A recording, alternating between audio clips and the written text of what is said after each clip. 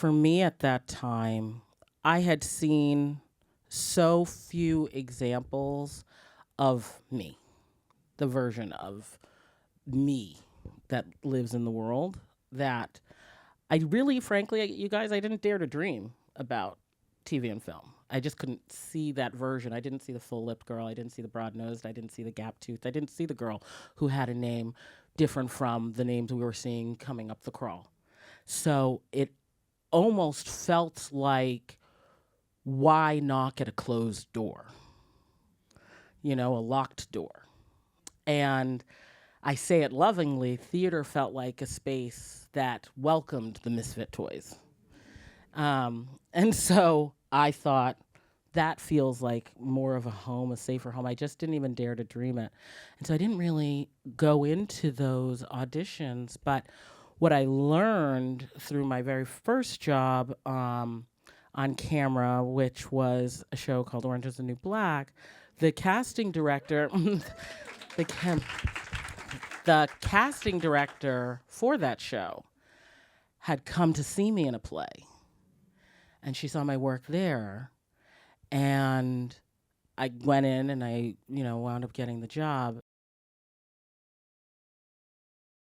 Those tools that you learn in that space, I don't know if that was true for you, those tools that you learn in that space, when you apply them to the stage, it is actually to the screen, it is actually what I think makes your work shine bright. So I think that's, in terms of the question, it's learning how to apply.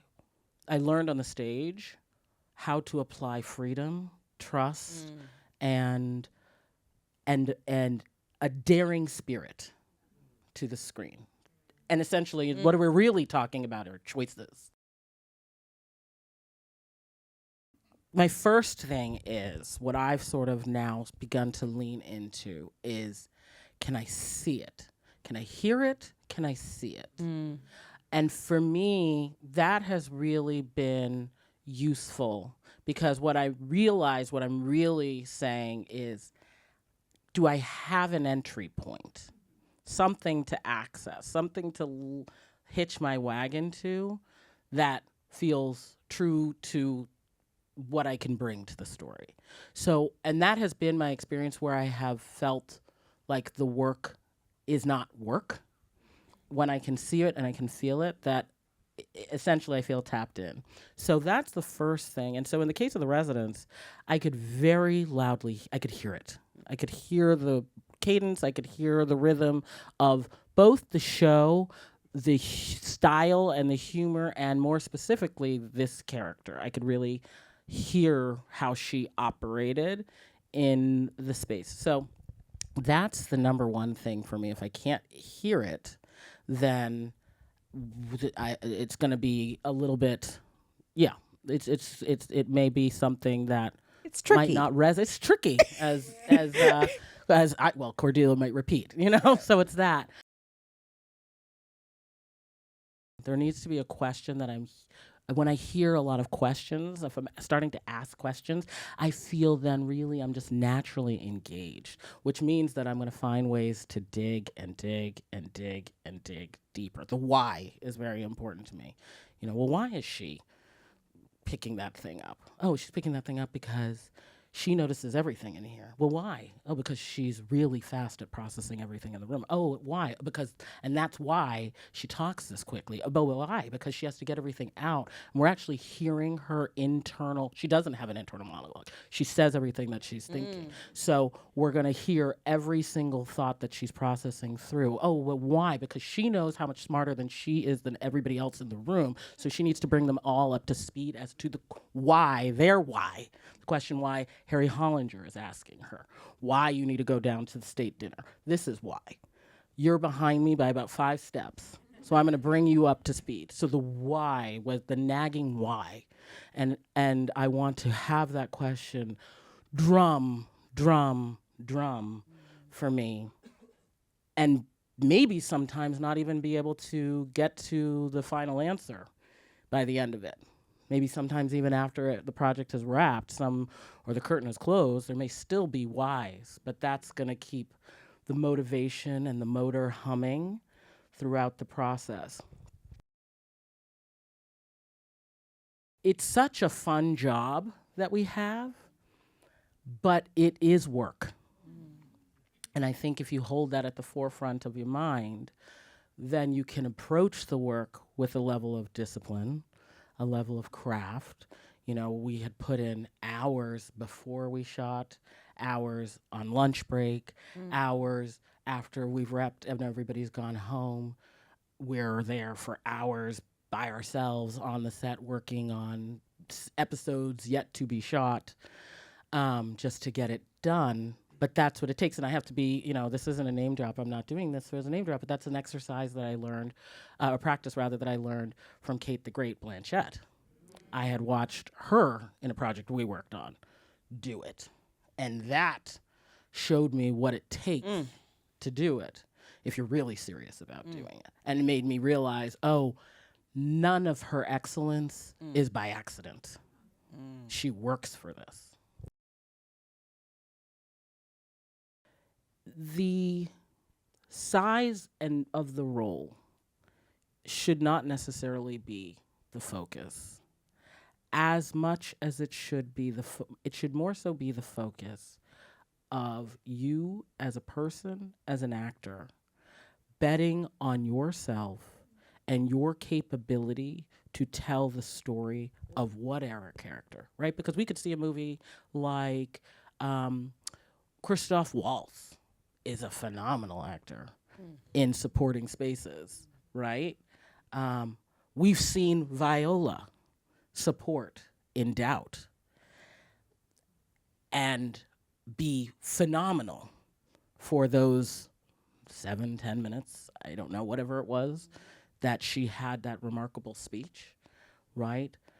And be able to take that time and make it explosive.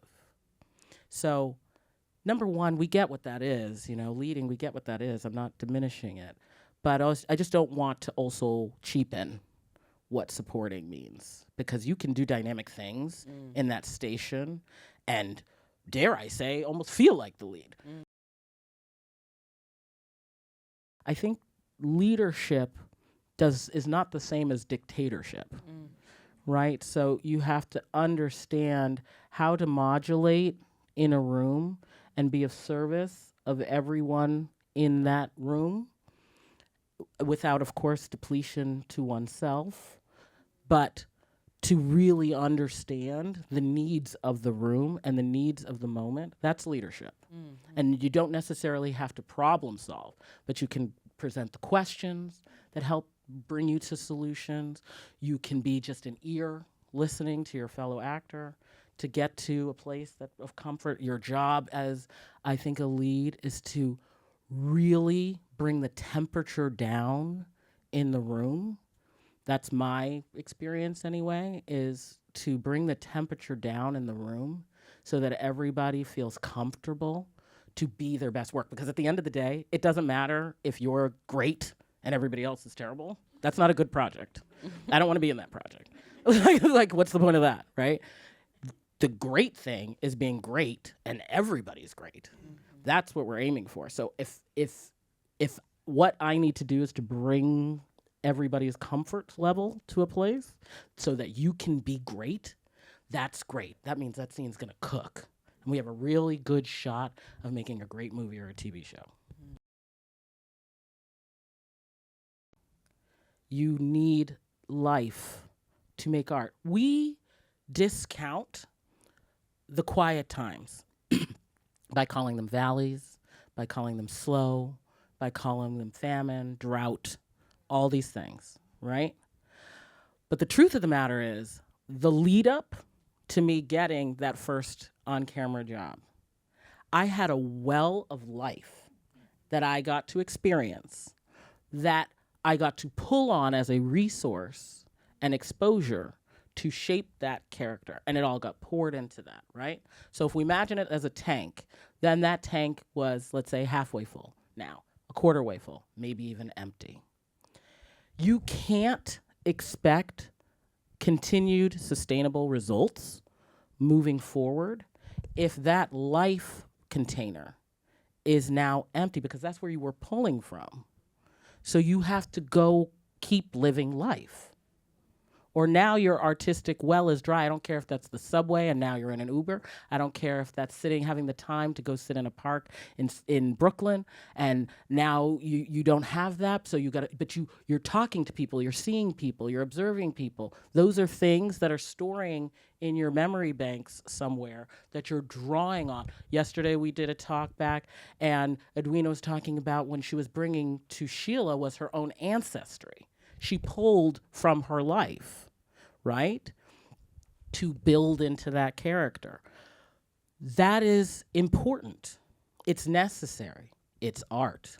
How can you create humans if you're not having human experiences? There is something, I believe, divinely attached to our inner light.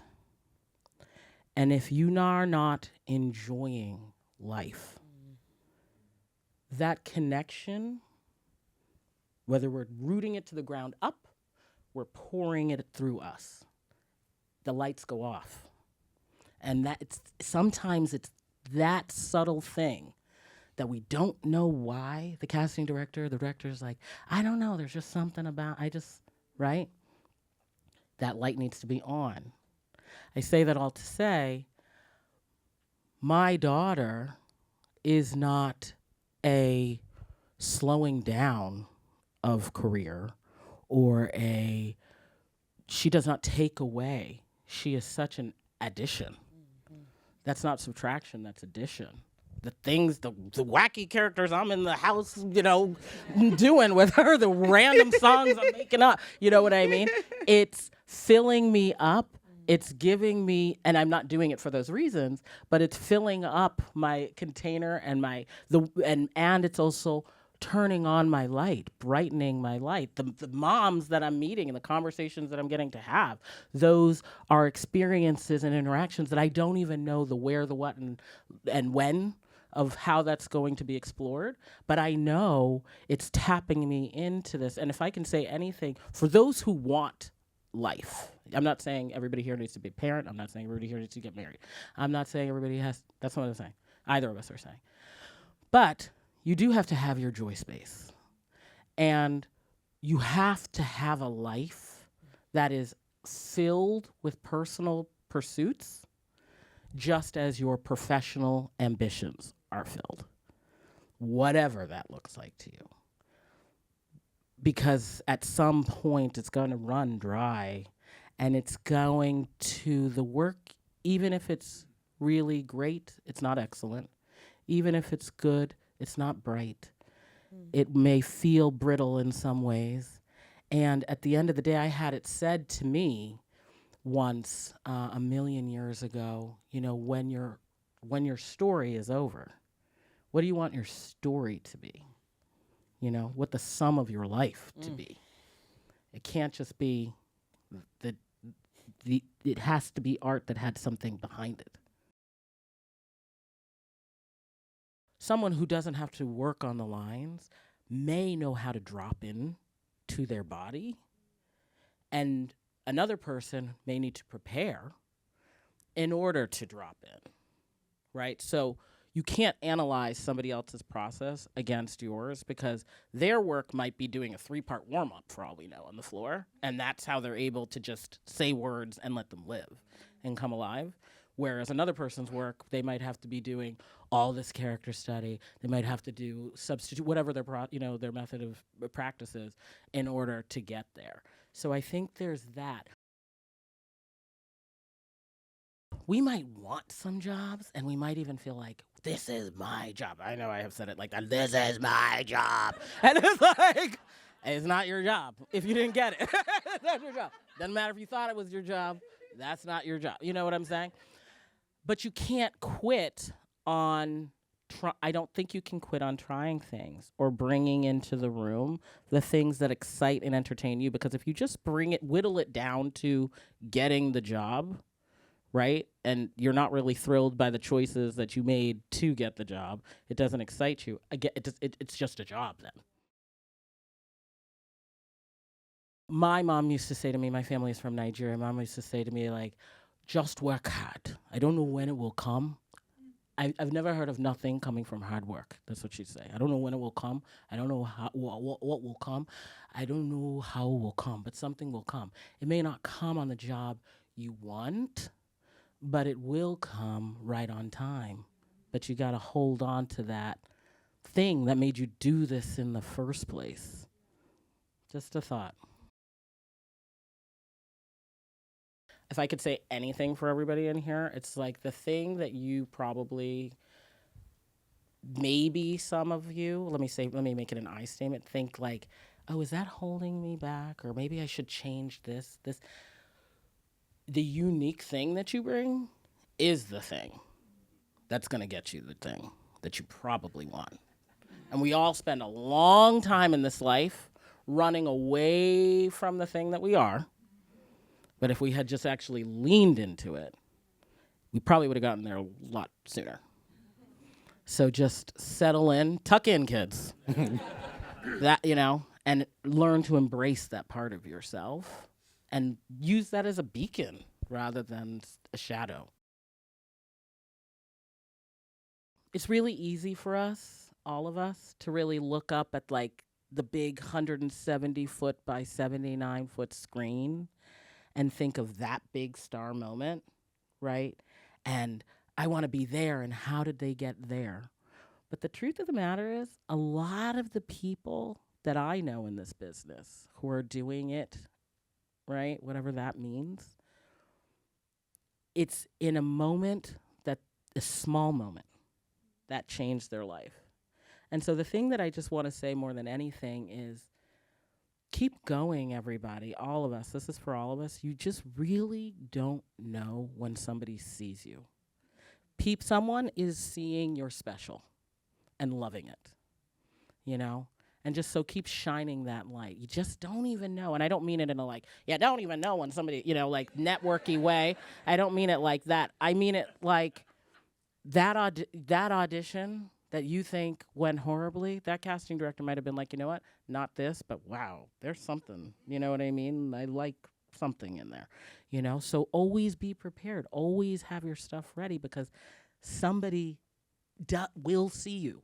You will be seen. Somebody will see you. This work that we do, yes, there's all these other industries that do amazing, incredible things. We're not, but we get this thing that we get to do, which is art make and tell stories and have joy and be fun and explore our emotions and explore the emotions of everyone, of characters, and maybe be a light to something that people may not understand otherwise. That's purpose, And so I think we should not be afraid to be bold in that purpose. No matter if we're a young actor or a seasoned actor, to really lean into that. Because as from the artist part of the end of our story, do you know what I mean? Like to really understand that you're doing this in a space of service to someone, whether you know it or not, And that's really what matters most. We get the opportunity to bring to places in the world some people may never even see or know. And familiarize them with that culture, that language, that story, that experience. And that is a responsibility. And you should take it very seriously. And so understand that you're doing something very purposeful, and just make sure that you're also taking the time then in your own private sector of your life to also fill it up with as much purpose as well.